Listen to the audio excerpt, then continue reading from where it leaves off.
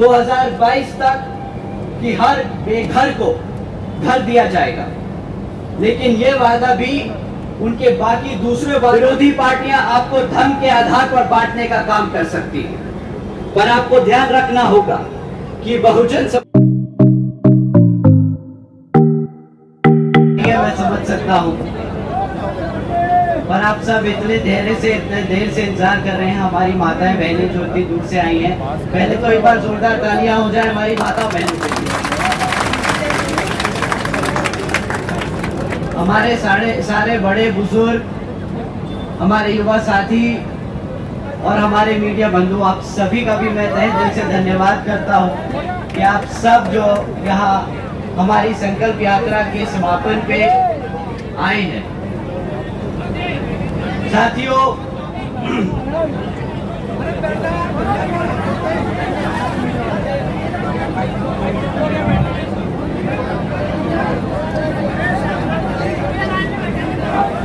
इस तरफ से करेगी तो पता कैसे रहेगा?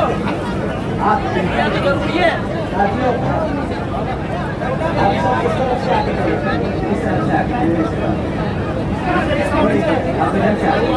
वहाँ हमारी माता ठीक सब कुछ। साथियों, अपनी बात रखने से पहले मैं सबसे पहले अपने सभी संतों, गुरुओं, महापुरुषों को, जिसमें खासकर महात्मा ज्योतिबा फूले, छत्रपति शाहू जी महाराज, नारायण गुरु, पेरियार रामास्वामी जी, बाबा साहब डॉक्टर भीमराव अंबेडकर जी एवं मान्यवर साहब श्री काशीराम जी को नमन करता हूँ। मान्यवर साहब श्री काशीराम जी के विचारधारा को और उनकी एकमात्र उत्तराधिकारी हमारी आदरणीय बहन कुमारी मायावती जी को मैं नमन करता हूँ। उत्तर प्रदेश की 4 बार मुख्यमंत्री, लोकसभा व राज्यसभा की कई बार सदस्य रही आदरणीय बहन कुमारी मायावती जी ने सभी SC, ST, OBC एवं अल्पसंख्यक समाज के साथ साथ सर्व समाज में से गरीबों और कमजोरों के लिए अपना पूरा जीवन समर्पित किया है। और मुझे गर्व है कि मुझे ऐसे महान नेता के नेतृत्व में काम करने का मौका मिल रहा है।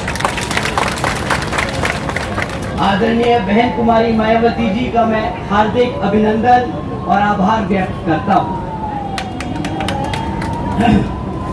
आज यहाँ जयपुर में आप सबके सामने जो अपनी बात रखने का मुझे सौभाग्य मिल रहा है, मैं आप सभी का एक बार फिर से तहे दिल से धन्यवाद करता हूं। साथियों, मैं आज आपसे कुछ जरूरी बातें कहना चाहूंगा, जैसे कि यहाँ पर सुरक्षा के ऊपर, शिक्षा पर, महंगाई पर, रोजगार पर और विकास पर। परंतु अपनी बात रखने से पहले मैं आप सबको बाबा साहब डॉक्टर भीमराव अंबेडकर जी की एक बात बताना चाहूंगा। जब बाबा साहब जी ने भारत की संविधान के बारे में लिखना शुरू किया था, तब वह एक समता मूलक समाज की स्थापना करना चाहते थे। और बाबा साहब ने लोकतंत्र की कुछ इस तरह व्याख्या की थी: A form and a method of government whereby revolutionary changes in the economic and social life of people are brought about without bloodshed। बाबा साहब के विचारों का भारत कुछ इस तरीके से था, जहां पर स्कूलों में बच्चों के बीच भेदभाव ना किया जाए, ऐसा था बाबा साहब के विचारों का भारत। जहां पर महिलाओं पर अत्याचार ना हो, ऐसा था बाबा साहब के विचारों का भारत। जहां पर हर जाति और धर्म को बराबर का सम्मान मिले, ऐसा था बाबा साहब के विचारों का भारत।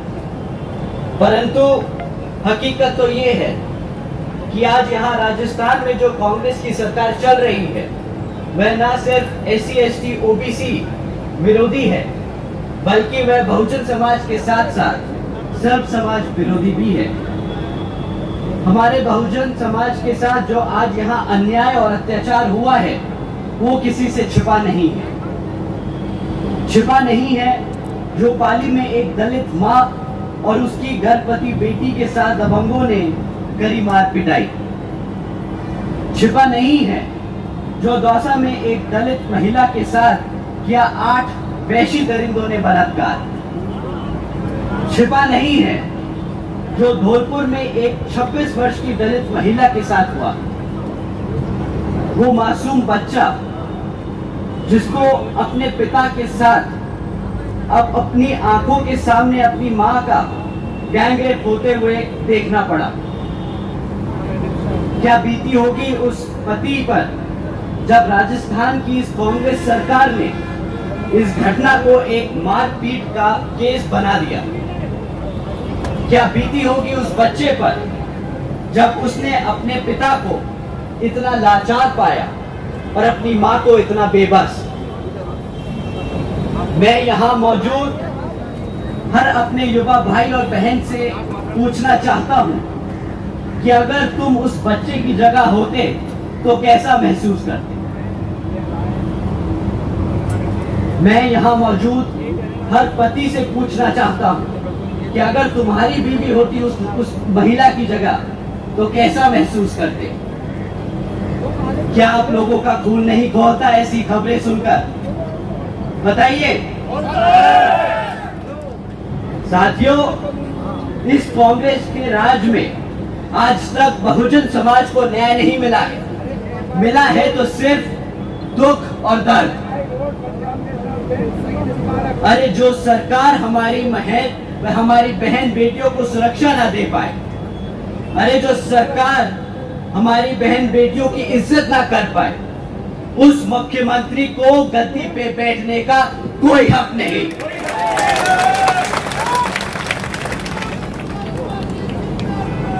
साथियों, इनकी असलियत आप सबके सामने है। जातिवादी मानसिकता इनके खून में दौड़ती है। छिपा नहीं है कि किस तरह इस जातिवादी मानसिकता रखने वाली कांग्रेस सरकार ने हमारे बहुजन समाज के बच्चों को आज तक अशिक्षित रखा है। सरकारी आंकड़ों की माने तो आज भी राजस्थान में बहुजन समाज के 60% बच्चों को कोई शिक्षा की सुविधा नहीं प्राप्त हुई है।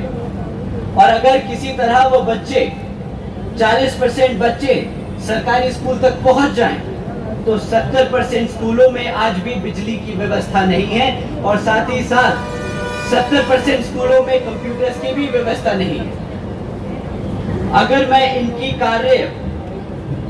इनकी नाकामियां गिनाने बैठूं तो शायद समय कम पड़ जाएगा, पर हकीकत तो ये है कि आज भी राजस्थान में हमारे बच्चों को अशिक्षित रखा जा रहा है ताकि हम अपने बच्चों को उनके पैरों पर ना खड़ा कर पाए। छिपा नहीं है कि किस तरह राजस्थान में महंगाई आज आसमान छू रही है। आज पेट्रोल राजस्थान में 100 रुपए से ऊपर का बिक रहा है। इस कांग्रेस की सरकार ने 2018 के अपने मैनिफेस्टो में कहा था कि वह महंगाई कम करने के लिए सख्त कदम उठाएंगे। अब 4 साल बाद जब इलेक्शन हम सबके सर पर है, तो इन्फ्लेशन रिलीफ कैंप के नाम पर सिर्फ 25 दिन की रोजगार देने का वादा, 200 यूनिट बिजली फ्री देने का और 500 रुपए में गैस सिलेंडर देने का वादा कर रहे हैं। गरीबों के साथ इससे बड़ा मजाक कोई कर सकता है तो नहीं, बताइए। क्या एक कैंप लगा देने से यहाँ की महंगाई कम हो जाएगी? साथियों, छिपा नहीं है कि किस तरह पिछले 4 सालों से हमारे युवा साथी बेरोजगार घूम रहे हैं। आज भी राजस्थान में 18.5 लाख से ज्यादा युवा बेरोजगार हैं और इन्हीं महान उपलब्धियों की वजह से राजस्थान की कांग्रेस सरकार ने राजस्थान को पूरे भारत में दूसरे नंबर पे लाकर खड़ा कर दिया। भारत के बेरोजगार की दौड़ में राजस्थान दूसरे नंबर पे आके खड़ा हो गया है। खाली यही नहीं, पिछले 4 सालों में 10,000 से ज्यादा युवाओं ने आत्महत्या की क्योंकि उन्हें रोजगार नहीं मिल पाया। कांग्रेस की सरकार ने इन 10,000 सुसाइड केसेस को, इन 10,000 हत्याओं को सुसाइड का नाम दिया है। हम इनको हत्या का नाम देते हैं। साथियों, कांग्रेस की सरकार के हाथों पर वो खून है उन 10,000 से ज्यादा मासूम बच्चों का जिनको झूठा भरोसा दिया था इन धोखेबाज कांग्रेस की सरकार वालों ने कि रोजगार मिलेगा। छिपा नहीं है किसी से, कि छुपा नहीं है कि किस तरह आज भी यहाँ पर आपके पास पक्की सड़कें नहीं है, आज भी यहाँ पर आपके पास साफ पानी नहीं है, आज भी यहाँ पर आप सबके पास 24 घंटे बिजली नहीं है। साथियों, ये कांग्रेस की विफलताएं नहीं, ये कांग्रेस की मनुवादी सोच है। कमजोर को दबाकर रखना। साथियों, अगर कांग्रेस इस तरह है तो बीजेपी कुछ कम नहीं। बीजेपी की केंद्र सरकार ने पहले आपके नोट गैरकानूनी बता दिए नोटबंदी के नाम पर, ये कहकर कि इससे काला धन खत्म हो जाएगा और वो जो लोग दोषी हैं, काला धन ऐंठे बैठे हैं, उनको सजा मिलेगी। परंतु आज तक एक भी दोषी ना पकड़ा गया है और ना ही कोई जेल पहुंचा। बीजेपी की केंद्र सरकार ने हमारे किसान भाइयों को वादा किया था कि उनकी आमदनी दुगनी कर दी जाएगी, लेकिन हकीकत तो ये है कि हमारे किसान भाइयों की आय दिन पे दिन घटती जा रही है। बीजेपी की केंद्र की सरकार ने वादा किया था 2022 तक कि हर बेघर को घर दिया जाएगा, लेकिन यह वादा भी उनके बाकी दूसरे वादों की तरह ही झूठा निकला। बीजेपी की केंद्र सरकार ने वादा किया था कि सालाना 2 करोड़ नौकरियां दी जाएंगी, लेकिन अगर सरकारी आंकड़ों की माने तो आज देश में 12.5 करोड़ नौकरियां पहले से भी कम हो चुकी हैं।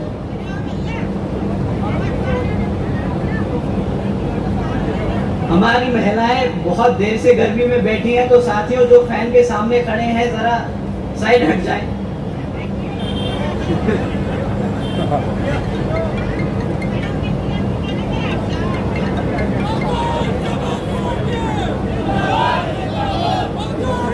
साथियों, ना बीजेपी ने नौकरियां दे पाई, ना बेघरों को घर दे पाई और ना किसानों को उनकी आय दुगनी कर पाई।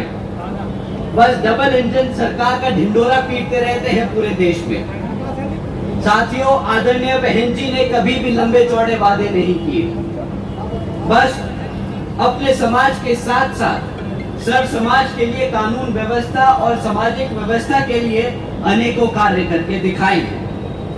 आदरणीय बहन जी ने हमारे सभी संतों, गुरुओं और महापुरुषों के सम्मान में कई जिले और यूनिवर्सिटीज के नाम रखे, जैसे Gautam Buddha university, Ambedkar university, Chhatrapati Shahuji Maharaj university, Mahatma Jyotiba Phule नगर, महामाया नगर, संत कबीर नगर।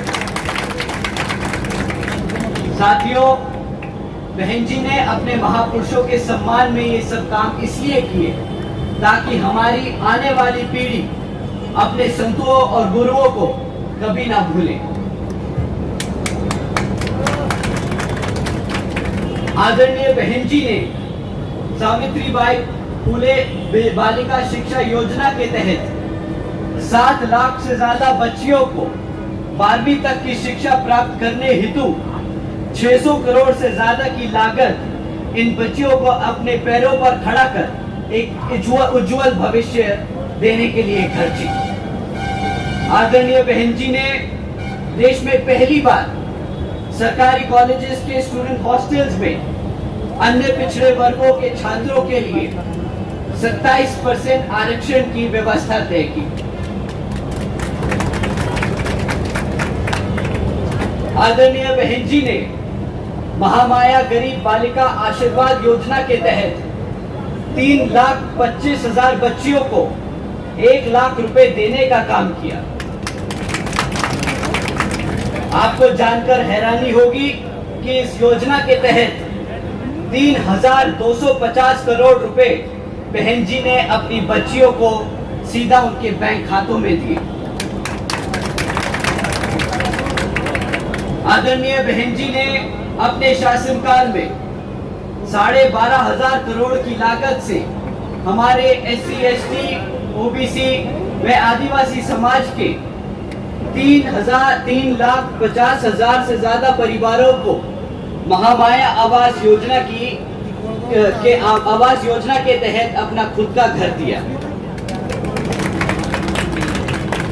साथियों, आदरणीय बहन जी ने अपने शासनकाल में 90,000 से अधिक शिक्षकों को सरकारी नौकरी दी, 1 लाख से अधिक सफाई कर्मचारियों की भर्ती की और 2 लाख से अधिक जवानों को पुलिस फोर्स में भर्ती किया।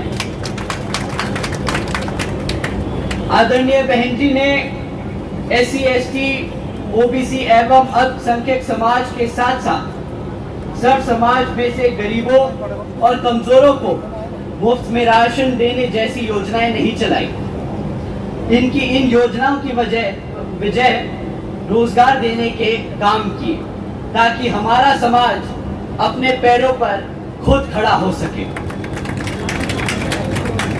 और साथियों, यही है असल मायने में सर्वजन हिताय व सर्वजन सुखाय की नीति। साथियों, जैसा कि आपको मालूम है कि राजस्थान में अब कुछ ही समय में विधानसभा आम चुनाव होने वाले हैं और विरोधी पार्टियां किसी भी हद तक गिरकर साम दाम दंड भेद का इस्तेमाल कर सकती हैं। तो मैं बहन जी की कुछ जरूरी बातें आप सबको बताने आया हूं जो आपको ध्यान में रखनी होगी। विरोधी पार्टियां आपको मुफ्त में राशन और बिजली देने के वादे कर सकती है, पर आपको ध्यान रखना होगा कि आपके बच्चे काबिल तभी बन सकते हैं जब उनको पढ़ाई और रोजगार के मौके मिले। मुफ्त में आज तक कोई काबिल नहीं बना है। विरोधी पार्टियां आपको धर्म के आधार पर बांटने का काम कर सकती हैं, पर आपको ध्यान रखना होगा कि बहुजन समाज पार्टी सर्वजन हिताय व सर्वजन सुखाय की नीति के आधार पर चल के यहाँ सभी धर्म और सभी जातियों को बराबर का सम्मान दिलाने का काम कर रहे हैं। विरोधी पार्टियां अपने चमचों का इस्तेमाल कर आपको भ्रमित कर सकती हैं और इनके चमचे आपके देश के कोने कोने में आजकल घूम रहे हैं। आजकल समाज में एक ऐसा ही चमचा आप लोगों के बीच में घूम रहा है।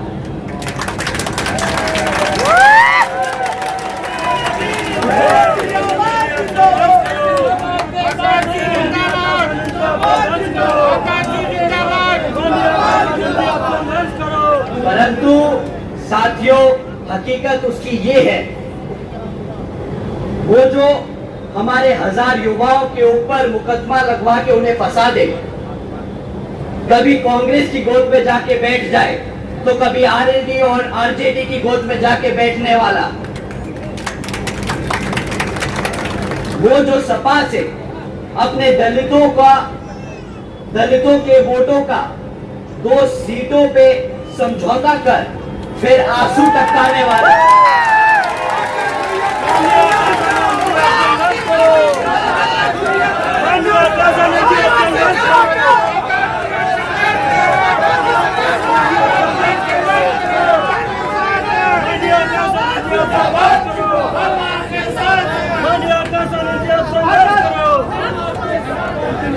वो जो संविधान विरोधी केसीआर जैसे की गुलामी करने वाला आज अपने आप को संविधान का रक्षक बताता फिर रहा है।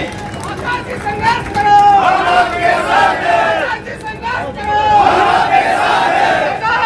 पार्टी जिंदाबाद, जिंदाबाद, जिंदाबाद।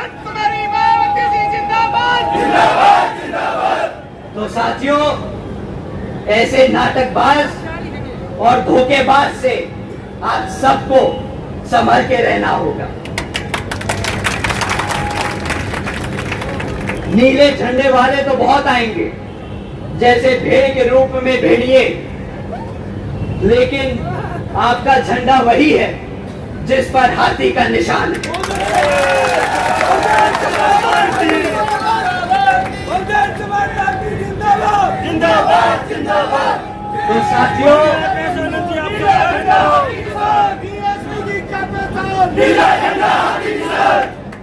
तो साथियों, हमें बाबा साहब के दिखाए रास्तों पर चलकर, मान्यवर साहब के बताए तरीकों का इस्तेमाल कर अपनी बहन जी के बेबाक अंदाज को अपने दिल और दिमाग से अपनाना होगा।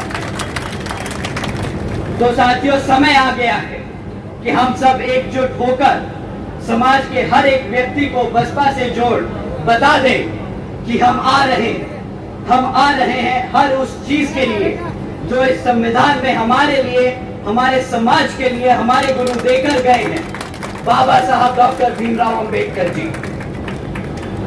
साथियों, आज यहाँ मंच पर मौजूद हमारे प्रभारियों मनोज घुमरिया जी, इमरान खान जी, खेमकरण कोहली जी, खुर्शीद अहमद जी, रविंद्र मीना जी और रितेश शर्मा जी के लिए अपील करने आया हूं कि आप सभी इन सबको आने वाले विधानसभा आम चुनाव में विजय बनाकर जयपुर की विधानसभा में भेजकर बसपा का नीला झंडा लहराने का काम करेंगे। अंत में एक बार दोबारा से मैं यहाँ मौजूद हमारे सभी माताओं, बहनों, बड़े बुजुर्ग और हमारे युवा साथियों का तहे दिल से धन्यवाद करता हूँ। साथ ही साथ हमारे सभी पदाधिकारी एवं कार्यकर्ता गणों का धन्यवाद करता हूँ और यहाँ पर इतनी बड़ी संख्या में हमारे सभी समर्थकों का भी धन्यवाद करता हूँ। आज आप सब हमारी संकल्प यात्रा के समापन में शामिल हुए, तो आप सभी का तहे दिल से बहुत बहुत शुक्रिया। जय भीम, जय भारत, जय भीम जी।